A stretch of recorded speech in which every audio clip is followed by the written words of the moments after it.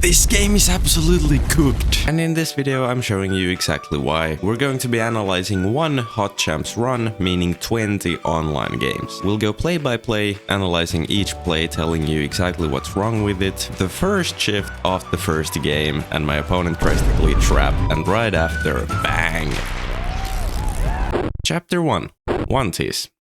In my games, over 50% of one-timer goals came from this area of the ice, which just doesn't even make any sense as a statistic. This year's game actually felt really good at the very start, when everyone was still adjusting to the gameplay. This game is alright, based on day one. So probably in a couple of days, people are gonna start abusing the hell out of all the things that they can, and then it's gonna suck. And that's basically exactly what happened. NHL is always the best at the very start of the year, when players don't exactly know what works and what doesn't. But now that everyone knows that it's easier to score from the point with a D2D than it is to score with a shot like this or on the breakaway, the entire dynamic of the game just changes. Let's not forget about the fact that the goalies still make saves on these sort of shots where they should never have a chance on. And I'm not even saying that they should never save these, but the problem is that these are routine saves in this game. Let's break down one of these plays right here. Absolutely horrible defense right here by me, and my goalie is there to bail me out. This is kind of how the goalies have been ever since NHL 23. NHL 22 was really the last NHL where the AI goalies made any sense. Now they just don't make any sense whatsoever. Meanwhile, this, and even this are getting saved. These are not.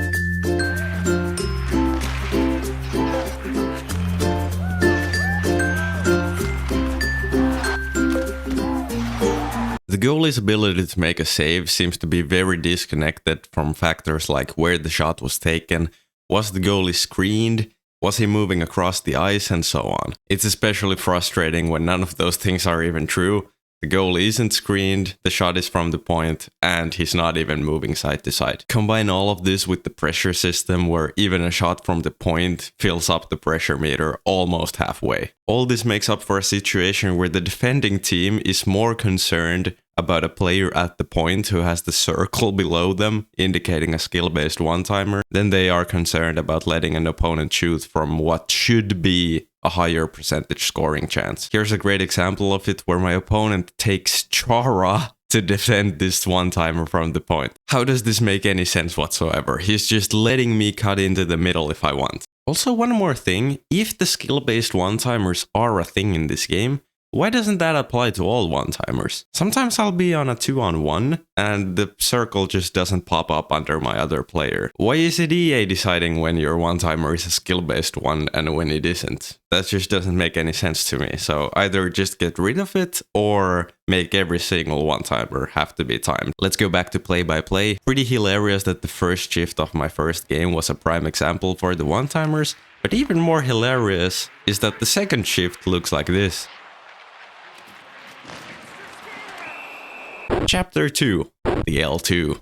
Notice how we're still looking at clips from the first period of the first game in Hot Champs. The gameplay is just so much about protecting the puck with the L2. This is the problem, you're able to turn your back and keep 100% of your speed while doing it. This is one of those things that just doesn't make any sense.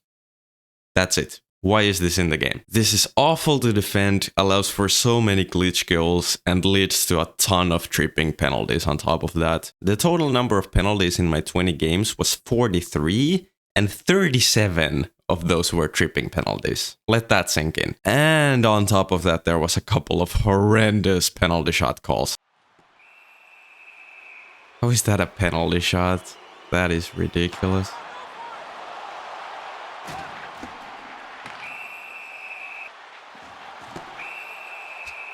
Another penalty shot. Here's a little compilation of goals I scored using the L2.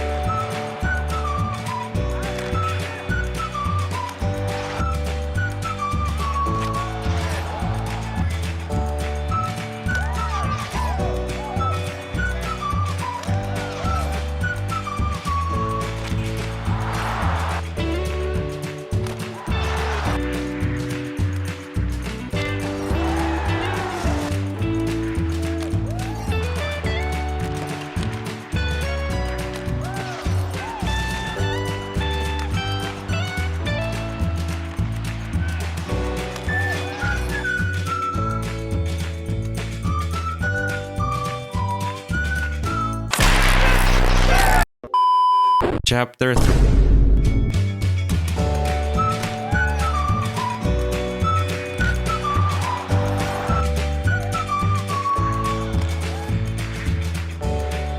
Now, to be clear, I don't think the backskating feature should be completely removed from the game, but I think we can all agree that it's just way too strong at the moment. I scored over a goal a game this way, more than I scored with D2D shots, and I actually think this is the biggest problem in the game at the moment, especially the way you're able to skate around defenders so quickly while backskating should totally be nerfed. I drew almost 20 tripping penalties this exact way. Almost a penalty a game. And then to top it off, of course, there is still the same glitch shot animations in the game that have been there for years. And combining that with the L2 is just so broken. Let's take a closer look at one of these plays.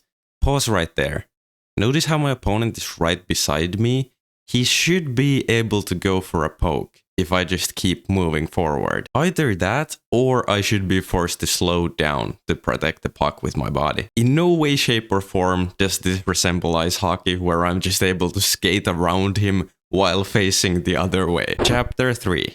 What the f is the AI doing? Back to the point about D2D onesies, no pun intended, it really doesn't help that the AI wingers in the defensive zone are absolutely clueless. Of course, it's the goalie that should help me out, and I shouldn't have to stop every single shot from the point. But take a look at where my winger is on these plays. Also, I am using tight point as my defensive strategy, which actually in this game is not the best way to defend these, but this is just so there is no excuse for my winger to be here. Like where are you? Where are you? These situations happen all the time and force you to switch players to that winger constantly. And obviously when you do that, you're not controlling the other 4 players, and as a result, other things open up in your zone. Now, the AI isn't supposed to be really good at defense, but when they're always out of position, it's almost like you're not defending your opponent,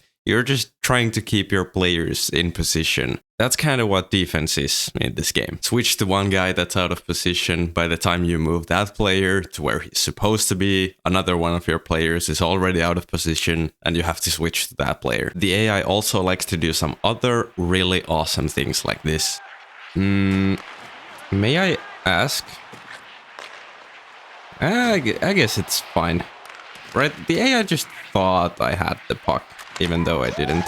So it makes sense why every single one of my players was skating up, meanwhile my opponent was gonna get the puck in my zone. What kind of a line is coming on?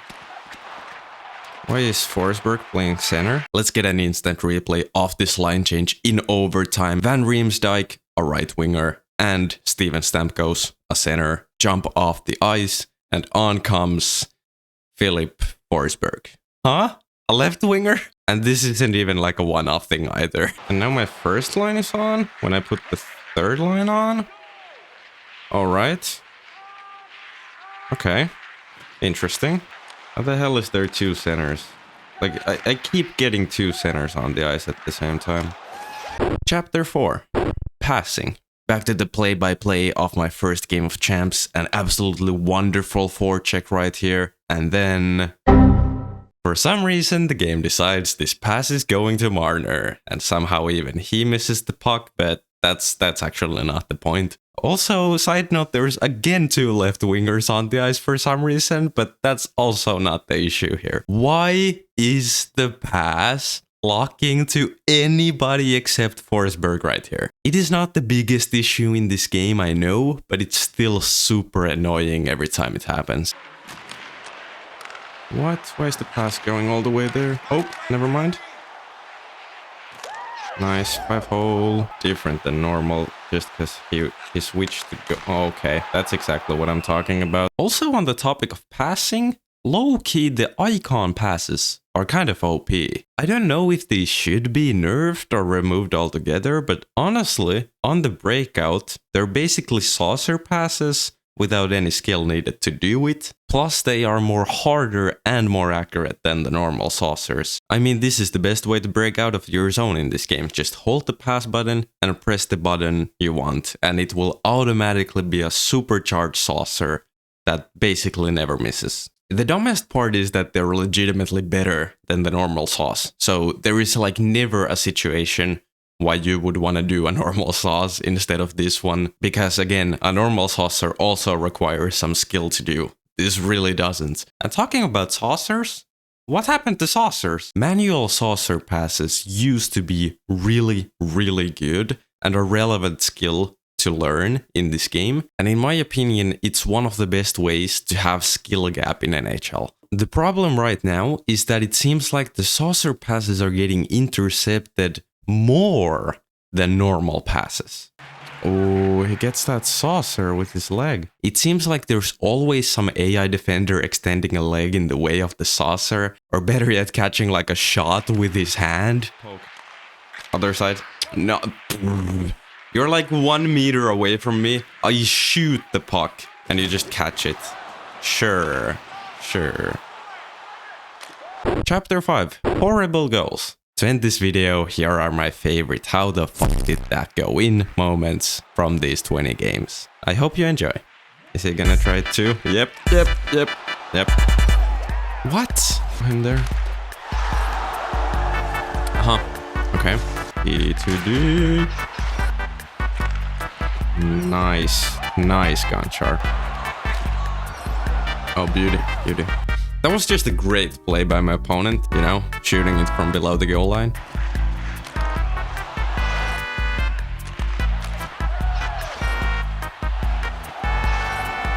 Just through the goalie.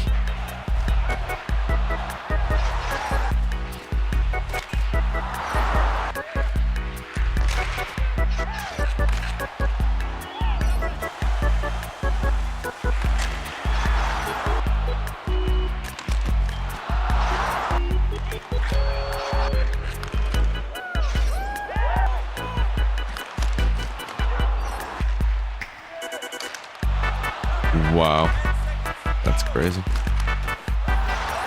That's crazy.